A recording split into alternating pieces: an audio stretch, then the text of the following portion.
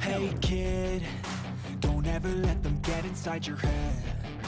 They'll tell you what to do in life instead of everything you know that Make room, Beelzebub. There's a new Demon Prince pony car in town, and it's from the people who once brought you a real demon. This challenger brandishes numbers to shame the mightiest Mustangs and Camaros.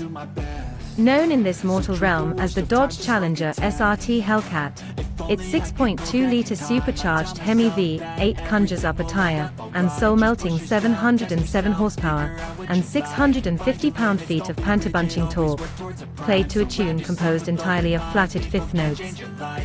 The pony car business is by nature a game of one-upmanship, so it was inevitable that someone would eventually top the 662 horsepower Ford Mustang GT 500. We just didn't expect the 700 horsepower threshold to be crossed so soon. The Hellcat brings 45 more horsepower than the last Mustang GT 500, 127 more than the Camaro ZL1, and in what could be viewed as an act of internecine warfare, 67 more horsepower than the Viper's V10.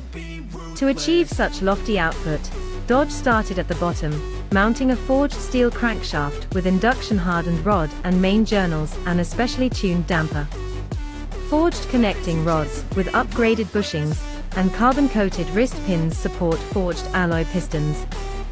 The aluminum cylinder heads are heat-treated, making them not only more expensive, but, according to Dodge, also more difficult to machine. The payoff is better thermal characteristics, a fancy way of saying they won't melt if you decide to run 15 back-to-back quarter miles in an hour on a hot summer day. We know this to be true because we tried it. Boost comes from an IHI supercharger residing below an aluminum intake plenum that bears a slight resemblance to the legendary aftermarket rat roaster intakes of the 1970s.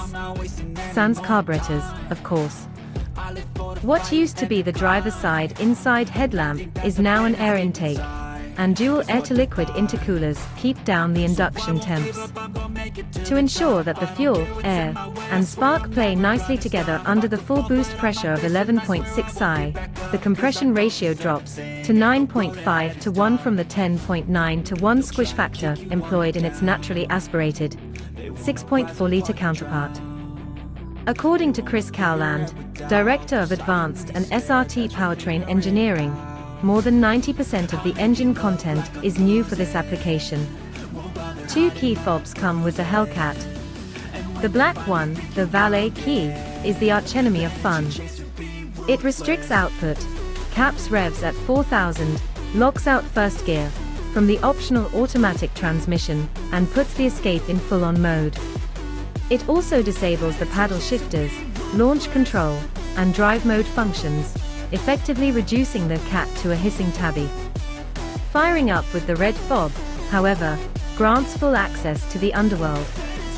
Push the dash-mounted start button and the 6.2-liter V8 barks like Cerberus, its deep exhaust accented by a subtle whine from the supercharger. Combined, they produce a visceral and foreboding effect, the automotive equivalent of dropping the needle on a well-worn vinyl copy of the Stooges' Fun House. Cowland tells us there was prolonged internal debate over how loud to let the blower wail. The quiet vote lost. Pulling onto the 4.7-mile oval at Chrysler's Chelsea Proving Grounds, the exhaust takes a solo, its pitch rising with engine RPM. The volume, however, is predicated not only on RPM, but also the valves plumbed into each leg of the dual exhaust tubes, nearly 3 inches in diameter. The electrically actuated valves are tuned to operate in concert with the engine calibration, ultimately arriving at the fully open, fully fortissimo position. Power rolls on in a linear fashion, pulling hard without exhibiting spooky or twitchy torque reactions. 100 miles per hour comes up in less than 9 seconds. The 8-speed automatic sifting through gears all the way to 150 miles per hour. A 6-speed Tremecca box with a larger clutch will also be available, but our drive was limited to the automatic.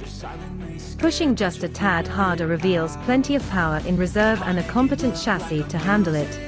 So somewhere north of 150 we do the only sensible thing, and switch on the AC and ventilated seat. 4 laps later, the temperature gauge hasn't budged. A subtle trimming of the wheel wells was necessary to fit the standard 186 mph plus, rated 275, the 40 Pirelli P0 Nero all-season tires on 20-inch forged aluminum rims. Swapping them for the same size P0 summer rubber, as on our test car, is a highly recommended option. The front brakes get updated to 15.4-inch, 2-piece rotors, and 6-piston Brembo calipers. Launching the Hellcat at the strip is an exercise in restraint. Anything more than half throttle, and the rear Pirellis just fling rubber globules like beads from a Mardi Gras float as the car disappears in a veil of smoke. A Dodge engineer, who said he'd taken hundreds of passes in the car, reported knocking out a quick 11.2 as measured by the drag strip's timing equipment. On street tires, mind you. Activating launch control via the dedicated console button reels in the wheel spin, but also hurts the ET. Though it's perfectly calibrated to keep stoplight heroes from embarrassing themselves, even a well-trained feline will bite, as Siegfried and Roy can attest. Those without a drag strip at their disposal can still get a look at the Hellcat's otherworldly capability by digging into the Performance Pages feature, which offers the tools to record 0 to 60, 0 to 100 lap times, reaction times, G-forces, and eighth and quarter-mile runs. It'll also tell you critical operating parameters, such as real-time horsepower and torque, boost pressure, air intake and fluid temps, oil temp and pressure, and more. Early estimates peg the Hellcat's weight at roughly 4,500 pounds, about 188 more than a similarly equipped SRT, with the naturally aspirated 6.4-litre Hemi. The Hellcat is the only Challenger to use hydraulic power steering. Like all SRT Challengers, though, the Hellcat comes with a drive modes control that alters horsepower, transmission, traction, and suspension settings. And you can dive into the custom settings and dial up your own preferences a la carte. The computer will store them for easy access later. Lacking the sharp reflexes of the Camaro ZL1 and the hair-trigger insanity of the Mustang GT500, the Hellcat shows best on the street, with its gobs of tractable power, a comfortable interior, and its full-size Hot Wheels styling. Just make sure to keep your rosary beads in the glove box. I use them all to push me to my best.